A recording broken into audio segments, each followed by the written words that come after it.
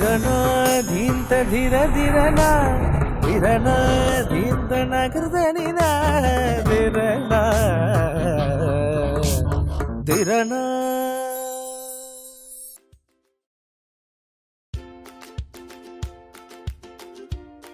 வணக்கம் நேயர்களே. இப்போ பொன்னாங்கண்ணி கீரை கூட்டு செய்ய போகிறோம். இந்த பொன்னாங்கண்ணி கீரை வந்து கண்ணுக்கு ரொம்ப நல்லது. என்னென்ன தேவையான பொருட்கள்னு பாருங்கள். துவரம்பருப்பு ஒரு 50 கிராம், பொன்னாங்கண்ணி கீரை கட்டு ஒரு அரை கட்டு அளவுக்கு எடுத்திருக்கேன். வெங்காயம், சின்ன வெங்காயம், தக்காளி ஒரு தக்காளி, மஞ்சத்தூள்.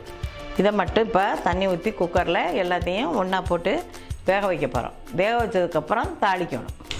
அடுப்பத்தை வச்சுட்டேன், குக்கர் வச்சுருக்கேன்.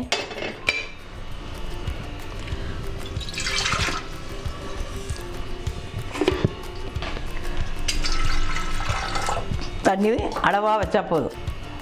மஞ்சத்தூள் போட்டு சிட்டிகை, துவரம்பருப்பு, வெங்காயம், தக்காளி, இந்த கழுவி வச்சுருக்க கீரை,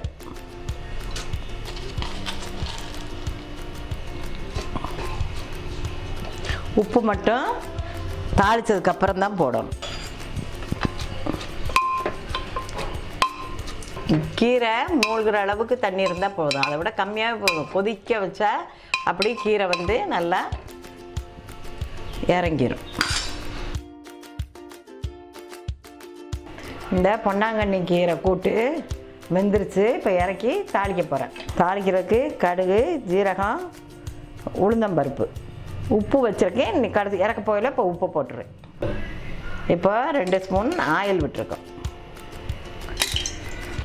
ஆயில் காஞ்ச உடனே இந்த கடுகு, ஜீரகம், உளுந்தம்பருப்பு போட போகிறேன்.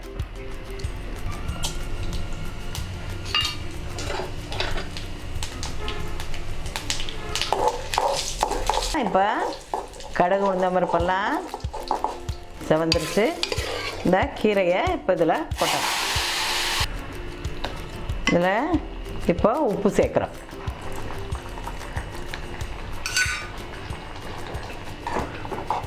உப்பை போட்டு 2 கொதி வந்ததை இப்போ இறக்கிக்கலாம். பொன்னாங்கண்ணி கீரை கூட்டு ரெடி ஆயிடுச்சு.